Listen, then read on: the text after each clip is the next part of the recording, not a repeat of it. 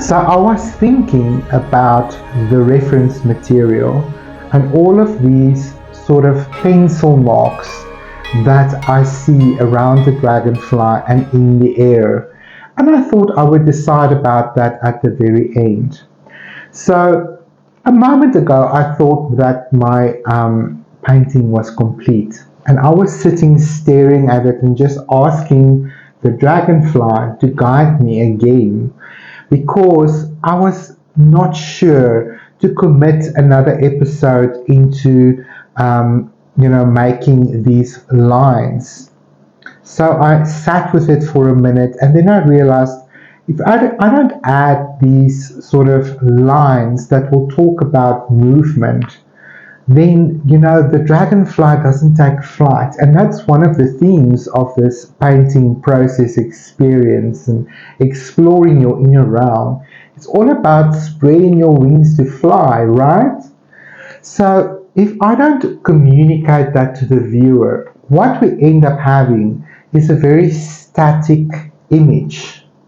Even though it's colorful and it's already unusual, we have this movement in the background that already started to tell the story of ascension.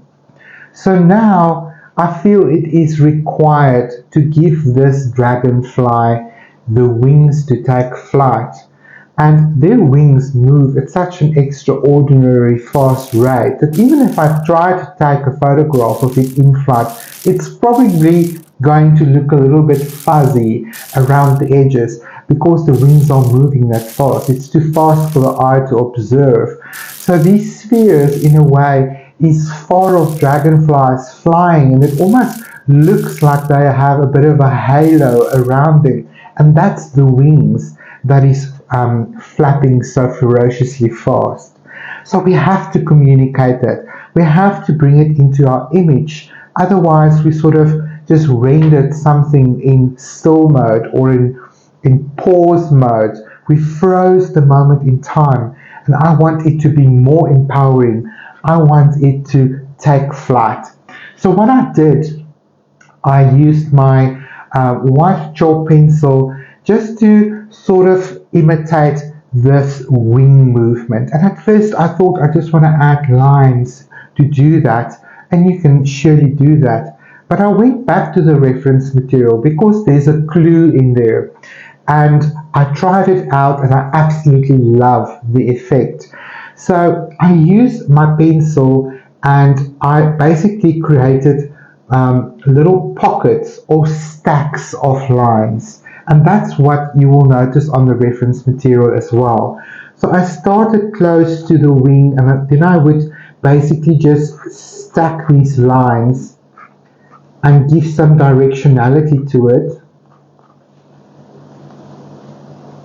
And what we would have is this subtle communication of movement.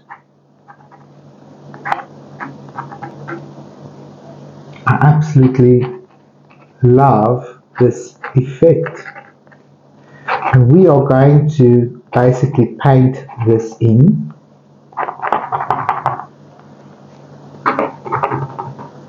Oh, I absolutely love it. So I'm just using my charcoal pencil here to familiarize myself again with the space around the dragonfly's wings.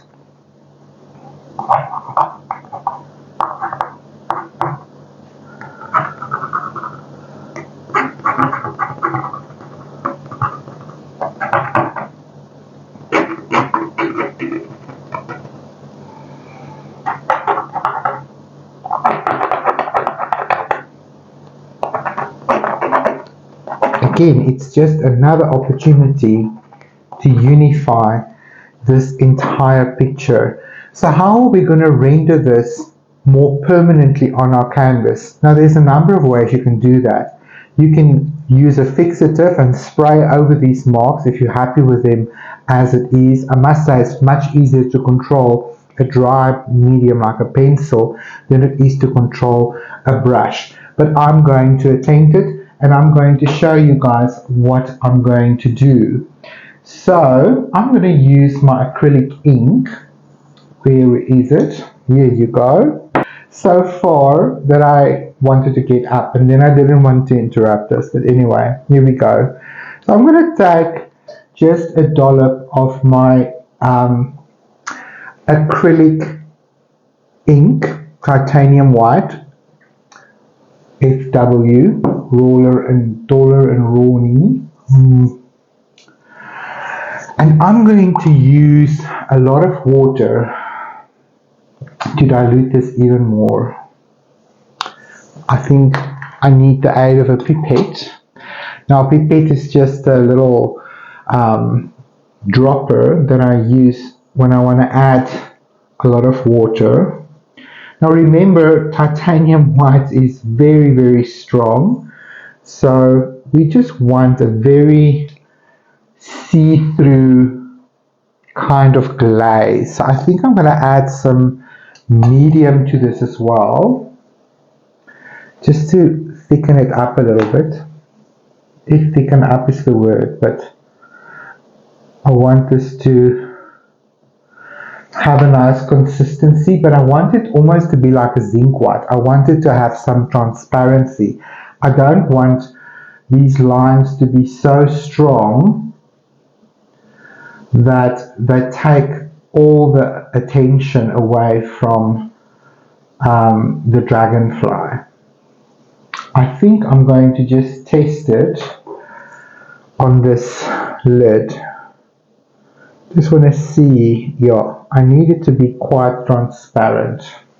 I think we've achieved that. So I would say this is about diluted 50-50 to give you an idea. And I can notice on the toe of the brush, I can still see the bristles as well. So it's not nearly as opaque. But I think for safety, I'm going to have a kitchen towel handy. And if I find that the lines are still too bright, I can always just dab it off, like I do with the acrylic ink. Okay, let's just move that out of the way.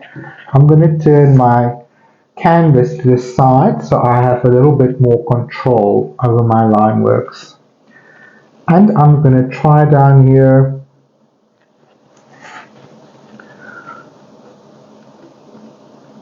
Yes, I like that. It is very translucent. I want to just imitate the lines that I drew without overbearing.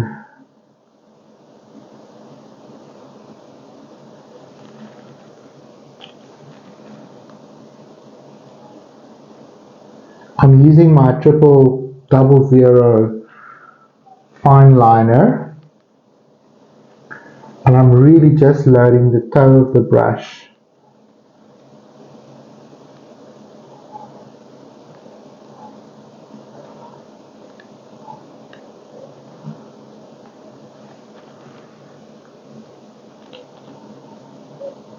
It's too much. I'm careful that there's not a dollop of paint.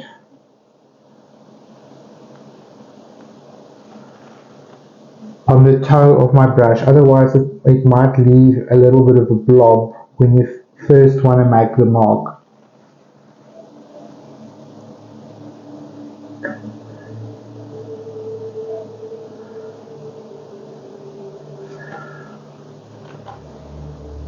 Like that's too much.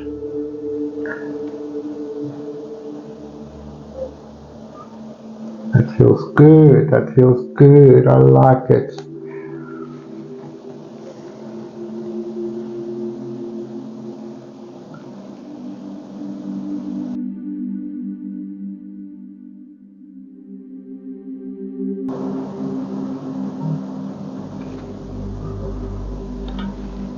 That's too much.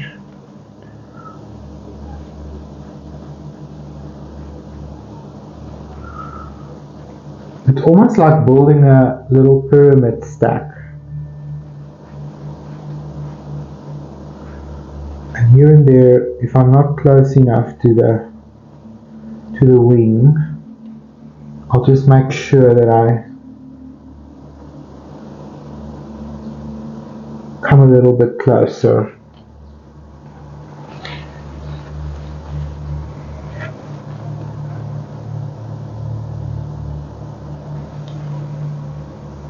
Roll your brush into your paint.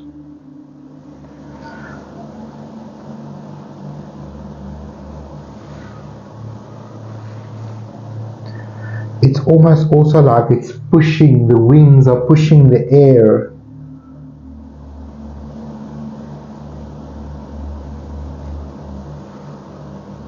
And here where it's lighter around the wing, I make sure that my paint is maybe a little bit more opaque.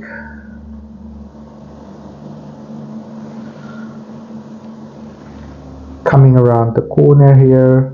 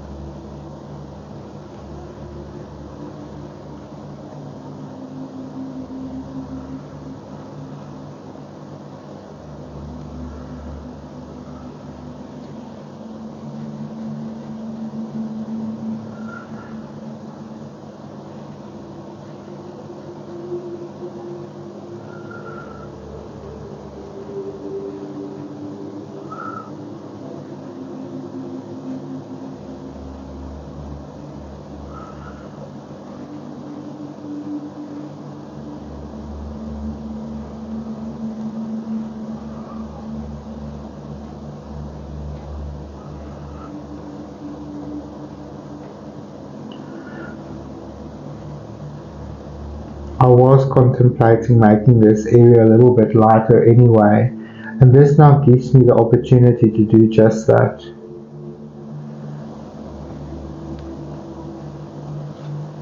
Oh, I absolutely love what we did here. It just came together for me now in a very nice and meaningful way.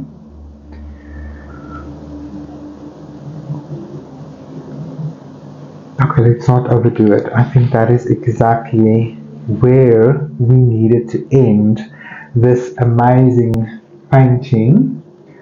I am going to sign it now, even though I already did. But that's way too green. That's way too green. Okay, I'm just going to go back to this liner that I did use for it. It was this bright apple green acrylic marker, but I thought it was beautiful, but it's still a bit see-through. So I'm just going to go over it again on camera so that you guys can see me signing off. And remember to sign your painting as well. I think signing a painting is this crowning moment where you give yourself permission to wrap up your magical session. You are saying to your subconscious mind, your inner child, and yourself that this job is now complete. It is done. So that's usually a question a lot of people ask. When do you know a painting is done? When you sign it. I sort of have a thing, I never touch a painting again after I've signed it, because it's so easy to begin a process all over again when you've moved on, unless there's absolutely something that can be fixed. I mean, there's no hard or fast rule, let me say that as well, but in general I very rarely go back to a painting after I've signed it. So that's my way of saying, okay, I accept this piece of work for what it is. I give thanks for the lessons I've learned and from the experience that I've gained from you. I absolutely adore you as you are. I sign you and I release you energetically into the world. And then it is what it is. And sometimes it's a funny thing that happens when you put a painting away, for example, and maybe 6 months down the road, or even a year or so down the road, you go through that work again and you go, oh my word, this painting is so beautiful. But at the time, you might have hated it. You might have thought, oh, this was just not nice. It happens a lot. And I'm so impressed with seeing my work sometime later, giving my brain a rest, totally let going of it, and then seeing it again with a total fresh perspective because you've grown as a person, and hopefully the lessons that you've learned through that experience you've started to integrate in your life. So when you come back to one of your energetic amulets, which this is, you literally created a record of your own manifestation energy, and you've become aware of your own attitudes, your own biases, your own prejudices, and how that can either help you or hinder you in your manifestation journey, in working on your goals and manifesting your life dreams. So I can really encourage you to spend some time with your painting. At this stage, what I will do is I'll just let everything cure for a few hours, and then I will do a layer of my acrylic matte medium over this just to seal everything, and you'll be amazed at how it sort of also brings depth to your color of your painting. It gives a beautiful glow to your painting. But I also want to say, take a photograph before that layer of glaze, because I even use the matte one and it's still a bit shiny. Because yeah, then you have a nice image of the painting before you glaze it. Because I find after the glaze, it might be a little bit harder to get an angle on taking a nice photograph of your painting because of that sheen. So that's just a little tip I can give you. I hope you guys enjoyed this. This dragonfly is literally flying now. It is flying over this field. That is exactly what we needed to wrap things up. And I'm excited to share with you guys next.